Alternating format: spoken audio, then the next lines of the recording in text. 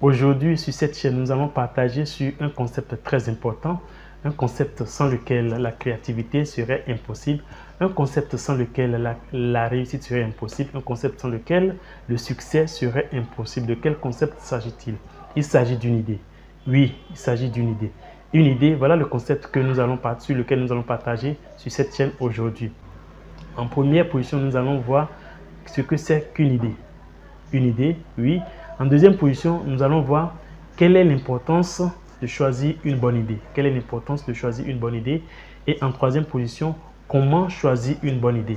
Voilà les trois aspects du concept idée que nous allons voir sur cette chaîne. Pourquoi est-ce que j'ai abordé ce concept aujourd'hui sur cette chaîne? Parce que nous sommes en fin d'année 2024. Fin d'année 2024. Aujourd'hui, précisément, nous sommes le 18 décembre 2024. Alors, bientôt, nous allons commencer la nouvelle année. Et qui dit nouvelle année dit nouveaux objectifs, dit nouvelles idées certainement, dit nouvelles réalisations. Eh bien, pour une bonne réalisation, il faut de bonnes idées. Pour un bon succès, une bonne réussite, il faut de bonnes idées. Pour implémenter ces vœux que nous allons bientôt nous formuler dans notre vie, il faut de bonnes idées. Il faut savoir comment choisir de bonnes idées. Il faut savoir comment implémenter, ne serait-ce que à l'étape primitive, comment implémenter cette réalisation dans notre vie. Qu'est-ce que c'est qu'une idée? Une idée est une représentation mentale ou un concept qui émerge de la pensée. Elle peut être le résultat d'une réflexion, d'une inspiration ou d'une observation, encore une combinaison d'informations et d'expériences. Les idées peuvent prendre de nombreuses formes, allant de simples pensées ou suggestions à des concepts plus complexes et élaborés. Les idées jouent un rôle crucial dans la créativité, dans l'innovation. Elles peuvent être à l'origine de nombreux produits, services, œuvres d'art, etc. Les idées sont à l'origine même des solutions que nous apportons à des problèmes dans nos sociétés. Regardez autour de vous un peu, ce sont des idées qui ont fait que tout ce qui existe autour de vous existe. C'est grâce aux idées que nous avons notre société qui est transformée de cette manière. Alors, quand il y aura encore des merveilleuses idées, il y aura de merveilleuses créations. C'est pourquoi est-ce que nous allons voir maintenant pourquoi il est important de choisir de bonnes idées. Pourquoi il est important de choisir de bonnes idées? Eh bien, une bonne idée peut transformer votre vie. Une bonne idée peut transformer votre vie. Une bonne idée peut transformer votre carrière. Une bonne idée peut transformer le monde autour de vous. Elle peut répondre à un besoin. Elle peut résoudre un problème. Elle peut apporter des solutions. Elle peut apporter des valeurs à autrui. Une bonne idée est la base de toutes bonnes actions. Une bonne idée est à la base de toutes bonnes actions. Sans de bonnes idées, il n'y a pas de bonnes actions.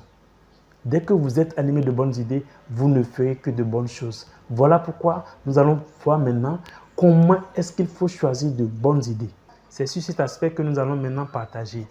Alors, pour choisir une bonne idée, nous allons essentiellement nous servir de 8 points pour pouvoir choisir une bonne idée. Le premier, c'est définir son objectif. Définir son objectif. Quel est ton objectif? Pour avoir une bonne idée, il faut avoir un bon objectif. Objectif réalisable. Objectif valable. Voilà.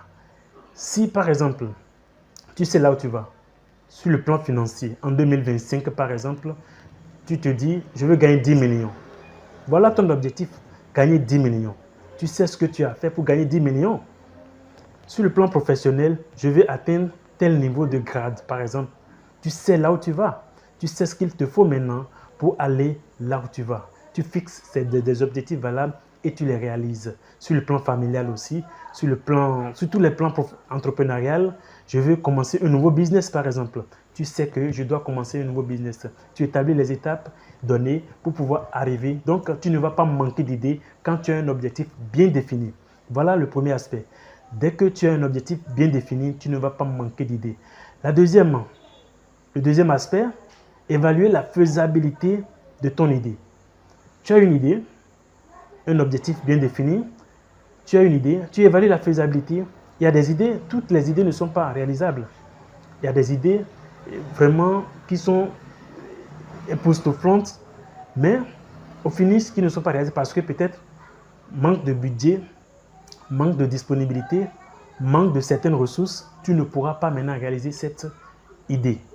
Peut-être repousser plus loin, mais à l'instant où tu es en train de choisir cette idée, il ne faudrait pas que cela te bloque pour que tu ne réalises pas ton objectif. Ok? Alors donc, étudier la faisabilité de cette idée, c'est très très important. En troisième, analyser le marché. Si c'est un produit ou service, par exemple, que tu veux mettre sur le marché, analyser le marché, voir les concurrents, voir ceux qui sont déjà sur le marché qui existe. Est-ce qu'il y a une demande existante déjà sur le marché pour que tu puisses mettre ton produit ou service sur le marché? Quelles sont les confrontations auxquelles tu feras face? Donc, évaluer le marché sur lequel tu vas apporter ton produit ou service. Ça va te permettre d'avoir une idée claire et nette et choisir la bonne idée. D'accord? D'orienter ton idée vers une bonne réalisation. L'autre aspect, le quatrième, c'est considérer l'impact que cette idée va avoir autour de vous, sur votre environnement immédiat. Si c'est un produit ou service, par exemple, je prends encore l'exemple du produit ou service. Vous voulez mettre un produit ou un service, ça va forcément résoudre un problème, ça va forcément apporter une solution. C'est ça l'impact. Quel serait l'impact que votre réalisation va apporter sur le marché? Donc, ça va vous permettre de réorienter votre idée et de choisir la bonne idée, certainement. Après, il faut avoir les avis des uns et des autres. Vous n'allez pas rester dans vos quatre murs pour choisir « Ah, mon idée est bonne, il faut investir dedans. » Non, il faut aussi apporter vers les gens qui peuvent vous donner un plus de par les conseils, les amis, les mentors, ceux qui ont déjà réalisé ce que vous voulez faire. C'est très très important. Ceux qui ont déjà réalisé ce que vous voulez faire, vous vous rapprochez d'eux pour avoir la bonne information, pour que ces gens-là puissent vous pousser à réaliser, à orienter votre idée pour atteindre cet objectif que vous avez choisi. Et en sixième, tester l'idée. Tester l'idée, réaliser un prototype de projet qui va vous permettre de savoir véritablement que ce que vous allez faire, ce que vous voulez faire, c'est une bonne idée, que cette idée, voilà les tenants et aboutissants de cette idée. Donc ce prototype va vraiment vous permettre de savoir comment cette idée va fonctionner. Est-ce que vous voyez comment cette idée va fonctionner? Donc cela va permettre de voir la réalisation de votre projet, de votre idée à l'étape, à une petite échelle. Et après, maintenant, quitte à vous maintenant d'agrandir votre idée. Évaluer votre passion.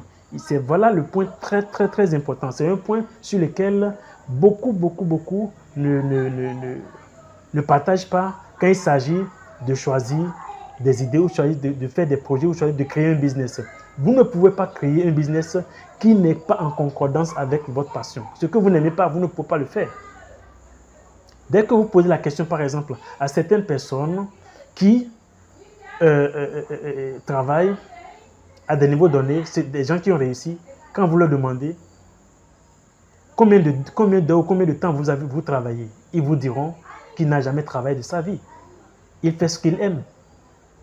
Qu'il n'a jamais travaillé de sa vie, qu'il fait ce qu'il aime. Il y a plein d'exemples que je peux vous citer dans cette vidéo, que vous allez voir qu'il y a des gens qui vraiment ils aiment, c'est leur passion de travailler. Donc du coup, ils ne se fatiguent pas. Ils sont là toujours en train de rechercher à évoluer, à avancer. C'est de ça qu'il s'agit. Donc, dès que vous choisissez une idée en concordance avec votre passion, en concordance avec votre enthousiasme, en concordance, cela va permettre de surmonter les obstacles facilement. Cela va permettre de braver tout obstacle pour pouvoir arriver pour pouvoir réaliser votre objectif. Et en huitième, quelle est la pérennité de votre idée? Est-ce que c'est une idée pérenne? Est-ce que ça va durer dans le temps? Ou c'est à court terme? Est-ce que c'est une idée qui va vraiment rester à long terme? Après que vous vous êtes mis de temps, de l'argent et tout, est-ce que cette idée va durer dans le temps? Est-ce que cette idée va apporter une plus-value à la population? Voilà les aspects sur lesquels vous pouvez vous appesantir dès que vous voulez choisir une idée. Voilà les aspects sur lesquels vous pouvez vous focaliser pour pouvoir choisir une bonne idée. Merci pour l'écoute. Je vous invite à partager au maximum ce partage.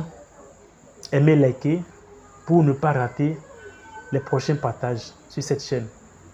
À plus.